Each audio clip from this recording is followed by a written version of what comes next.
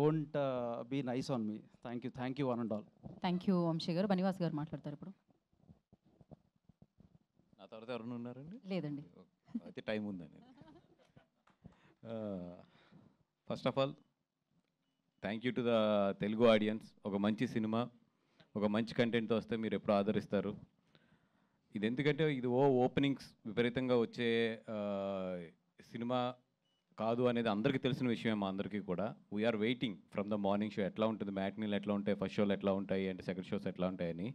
ఇందాకే book by show open చేసుకుని ఈ యాప్స్ అన్నీ ఓపెన్ చేసుకుని చూస్తుంటే 70% ఆఫ్ ద స్క్రీన్స్ ఆరెంజ్లో ఉన్నాయి. Thank you so much for Telugu audience. అంటే ఇంత మంచి లవ్ ఇచ్చినందుకు. ఎస్పెషల్లీ కొన్ని సినిమాలు మనల్ని చాలా ఆలోచింపు చేస్తాయి, అన్నీ కూడా ఇక్కడ మిగులుతాయి. కొన్ని సినిమాలు మనం చాలా ఆనందంగా హ్యాపీగా బయటకు వస్తాం. అంటే చాలా ఫ్యామిలీలతో వెళ్ళి, చాలా పిల్లలతో వెళ్ళి, చాలా నవ్వుకుంటూ బయటకు వస్తాం. అన్నీ కూడా మన పెదాల మీద చిరునవ్వు దగ్గర ఉంటాయి. కొన్ని సినిమాలు మాత్రం మన గుండెల్లో ఉండిపోతాయి. ఇట్లాంటిది ఈ సినిమా రాజు వెడ్స్ రాంబాయ్. అంత మంచి సినిమా ఇది. ఎంత మంచి సినిమా అంటే ఎనీ ఫెయిల్యూర్ లవ్ స్టోరీస్. అంటే ఒక అమ్మాయి ఎస్పెషల్లీ ఈ సినిమా, మీరు చాలామంది అమ్మాయిలు చాలామంది అబ్బాయిలను ప్రేమించుంటారు. మీరు ఇంట్లో చెప్పకుండా ఉండొచ్చు, లేదంటే మీ మనసులోనే పెట్టుకుని ఉండిపోయి ఇంకొకరిని పెళ్లి చేసుకోవచ్చు. మీరు అందరూ మాత్రం ఈ సినిమా చూస్తున్నప్పుడు మాత్రం మీ స్ట్రగుల్ కనబడుతుంది.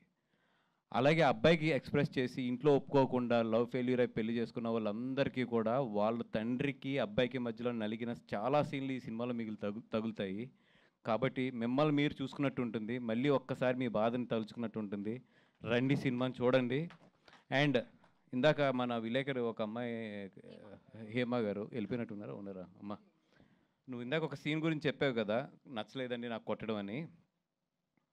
నేను కూడా ఆ సినిమా చూసిన తర్వాత అది చాలా డిస్టర్బ్ అయ్యా.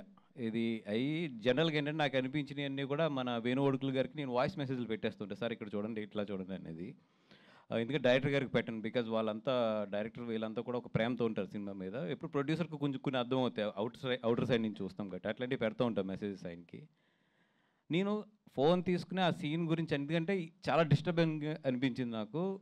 ఫోన్ తీసుకుని అది పెడదాం అనుకుని ఆగిపోయాను. ఎందుకు ఆగిపోయినా అంటే డైరెక్టర్ పాయింట్ ఆఫ్ వ్యూ ఏంటంటే ఈ సినిమా ఒక ఇల్లందులో కుర్రోడు ఎలా బిహేవ్ చేస్తాడో అలాగే ఉంచాలనుకున్నాడు.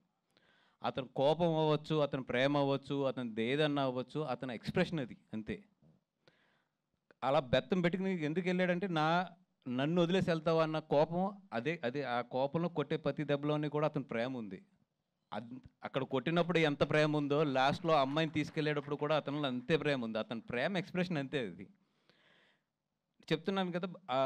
అట్లాంటి కుర్రోళ్ళే 60% మంది ఉంటారు.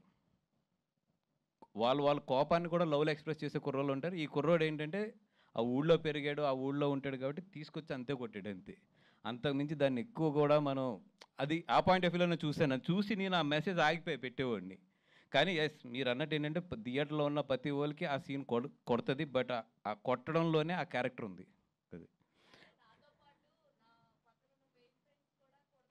అది వస్తుంది, బట్ అదే క్యారెక్టర్.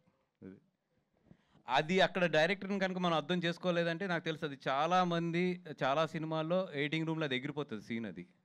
బట్ నిజంగా ఆ సీన్ ఉంచారంటే అది greatness of ETV win and editor and దాన్ని యాక్సెప్ట్ చేసిన ఈరోజు జనాలు. ఎందుకంటే లేకపోతే ఆ సీన్ డెఫినెట్గా ఎడిటింగ్ రూమ్లో లెగిసిపోతుంది చాలా చాలా చోట్ల. అండ్ నిజంగా ఈ సినిమాకి నేను అప్రిషియేట్ చేయాలి అంటే ఫస్ట్ డైరెక్టర్, నువ్వు ఊరి నుంచి వచ్చి ఎలా ఉన్నావో సినిమా అలాగే తీసావబ్బా. అంటే నువ్వు ఎలా మాట్లాడుతున్నావో, స్టేజ్ మీద ఎలా బిహేవ్ చేస్తున్నావో సినిమా కూడా అలాగే ఉంది. అంటే ఎప్పుడు కూడా ఒక డైరెక్టర్ ఎలా ఉంటాడో సినిమా అలాగే ఉంటుంది. నీ సినిమా నీలాగానే ఉంది.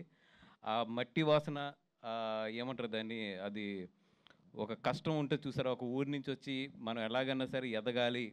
ఎందుకంటే ఒక ఊరి నుంచి వచ్చిన వాళ్ళకి ఎప్పుడు కూడా ఈ జూబ్లీస్ కానీ లేదా ఫిలిం నగర్ కానీ ఈ ఫిలిం సొసైటీ కానీ చాలా ఛాలెంజ్లు ఇస్తుంది.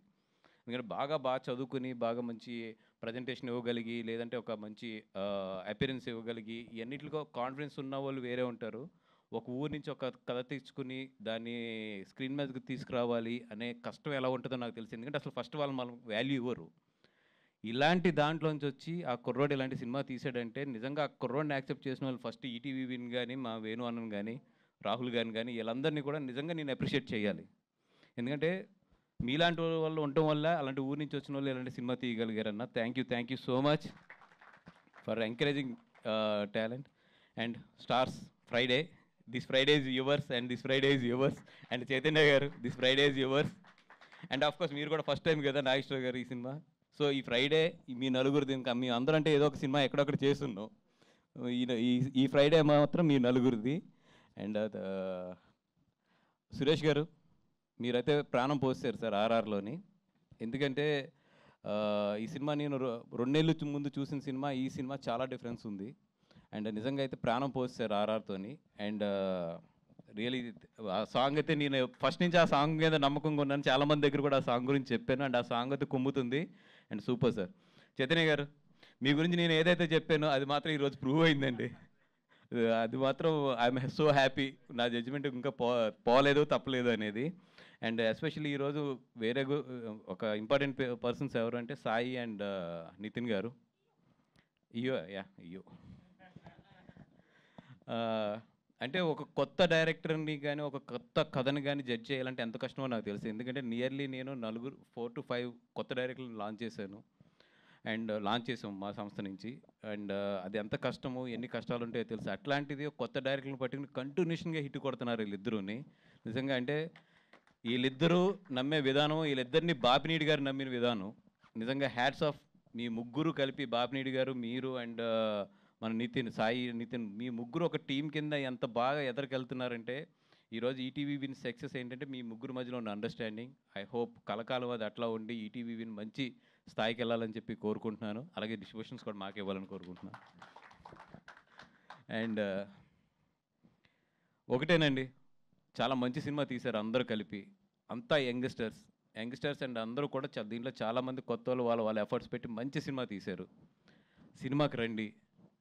వాళ్ళు 99 రూపీస్ అండ్ ఇవన్నీ అనౌన్స్ చేశారు. దానికి సాయశక్తిలో ప్రయత్నించాం. కొన్ని చోట్ల టెక్నికల్గా మాకు కుదరలేదు, హానెస్ట్గా చెప్తున్నాను. ఆ కుదరనింది కూడా మేము చాలా చోట్ల ట్రై చేస్తున్నాం, స్టిల్ ఇంకా కూడా ట్రై చేస్తున్నాము. ఎక్కడన్నా కొన్ని థియేటర్లు మిస్ అయ్యంటే క్షమించండి. బట్ మా హానెస్ట్గా మేము పెట్టిన ఎఫర్ట్ని అయితే మాత్రం అప్రిషియేట్ చేయండి, మీకు 99 రూపాయల సినిమా చూపించడానికి అని చెప్పి. ఎందుకంటే మేము అనుకోవడం వేరు, అది అందరూ సహకరించడం వేరు. మ్యాక్సిమం కోఆపరేట్ చేశారు. బట్ కొన్ని చోట్ల మా వల్ల అవ్వలేదు, కొన్ని టెక్నికల్ ప్రాబ్లమ్స్ వల్ల. అక్కడ వరకు మాత్రం వీఆర్ సారీ. అండ్ మా ఎఫర్ట్ మాత్రం సిన్సియర్గా పెట్టాము. అండ్ రండి, ఇట్లాంటి సినిమాలకు డబ్బులు ఇస్తే ఇట్లాంటి మంచి సినిమాలు ఇంకా చాలా వస్తాయి. రండి, సినిమాని చూడండి, ఎంకరేజ్ చేయండి. థ్యాంక్ యూ సో మచ్ అండి. థ్యాంక్ యూ బనివాస్ గారు. వంశీ గారు want to add something. So first అసలు ఇది సారీ మళ్ళా కట్ చేశాను. బట్ ఫస్ట్ ఈ థియేటర్కి తీసుకురావడానికి ఫస్ట్ ఈ సినిమాని నమ్మింది మాత్రం బాపి సార్, బాపినేడు గారు.